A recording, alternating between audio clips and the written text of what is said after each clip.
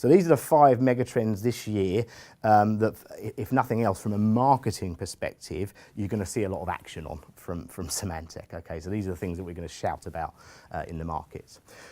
First one's information growth, and this goes back to the second box of the information strategy that I showed you.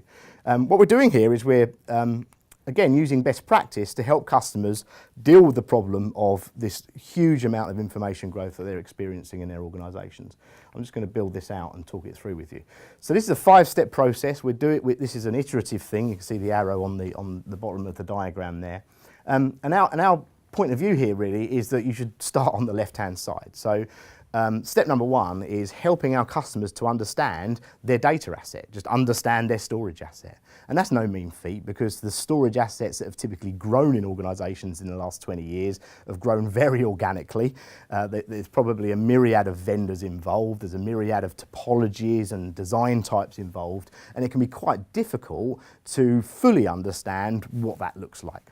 Now, the reason Symantec have got a great value proposition here is because we don't care about the hardware. We don't care about the operating systems. You know, we pretty much can see everything. And so we have a product suite that focuses on this area. And actually, ourselves and our partners have been very successful in step number 1 at using those products just to take a look at what's there.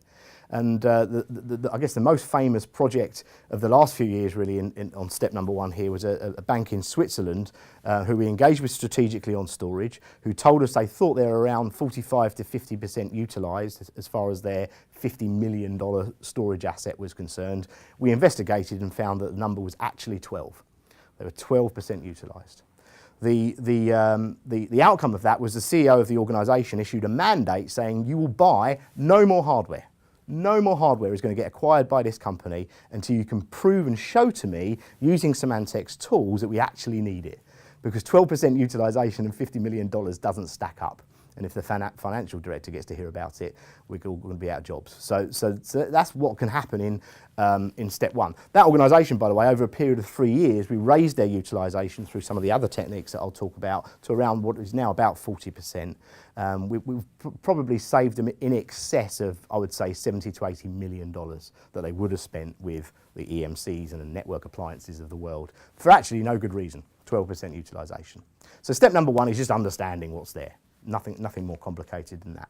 Once you know what's there, then we can start to work with organisations on this concept of kind of pooling and tiering and revisiting this concept of the storage network that we promised each other about 15 years ago. I guess our value here really, again, is that we have a software portfolio that's capable of virtualising a storage asset, very much akin to the way a VMware would virtualise a server asset, and we don't care about the platform. Use whatever platform you like. Swap out the platforms if you want to. We do a lot of work around sort of data migration, etc. And what we found is that as we start to focus on this concept of pooling and tiering, we can start to do really clever things with software. A quick example there would be, we're working with a bank in London again right now. They have a really unusual risk management application, unusual in the context of its data set. The data in the risk management platform is incredibly important and critical to the business for 60 seconds. So for 60 seconds, it's the most important information in the business. It absolutely better be secure, it better be performant, it better be available. When the 61st second ticks over, it becomes much, much, much less important to the application in question. But interestingly, for compliance reasons, they've still got to keep it for 8 years.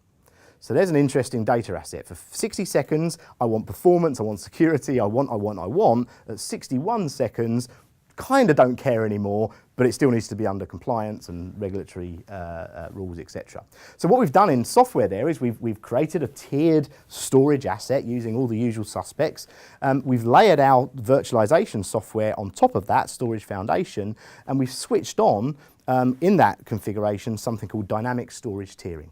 Dynamic storage tiering basically is a policy-based rules engine that says when this type of data if you like, displays the following characteristics, move it. Move it completely transparently to the applications. The users are not going to know, other than perhaps a degradation in performance. That happens utterly transparently. So in this bank, for example, they're using solid state disks for 60 seconds, and on the 61st second, that information is going to get moved directly to an archive.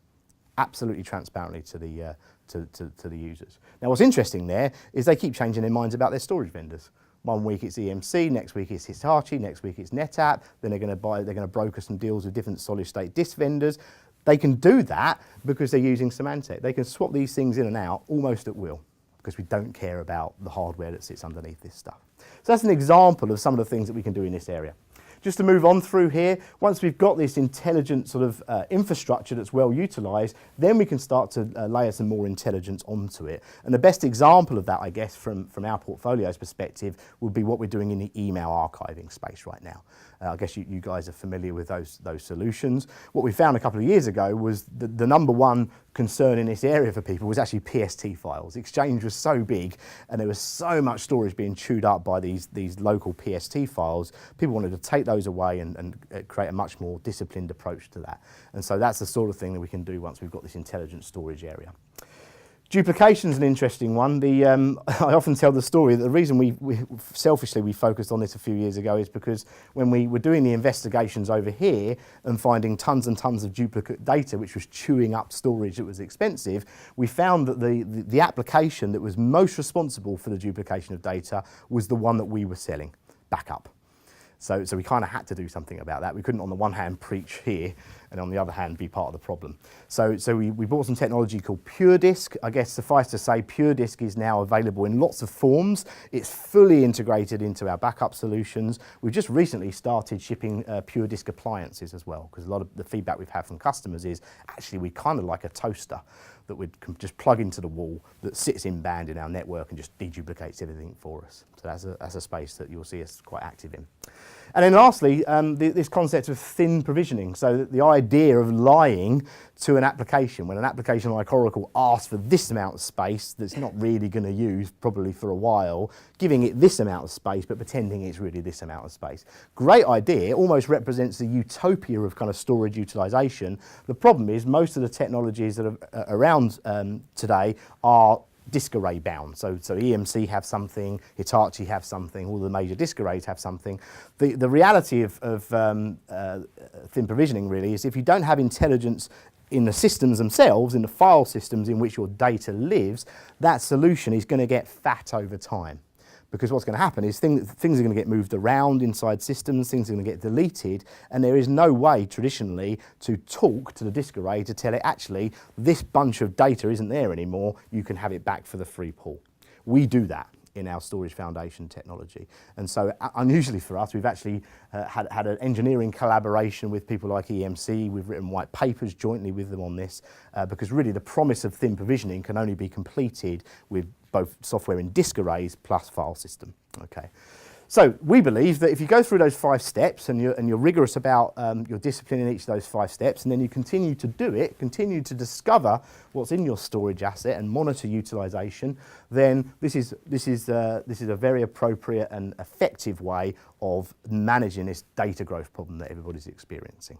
Okay, so hopefully, I don't think I mentioned any products there. That was intentional. Okay, there are products woven for all of this. Okay, again, it's taking that engineering blueprint, joining the dots, and applying it to some best practice.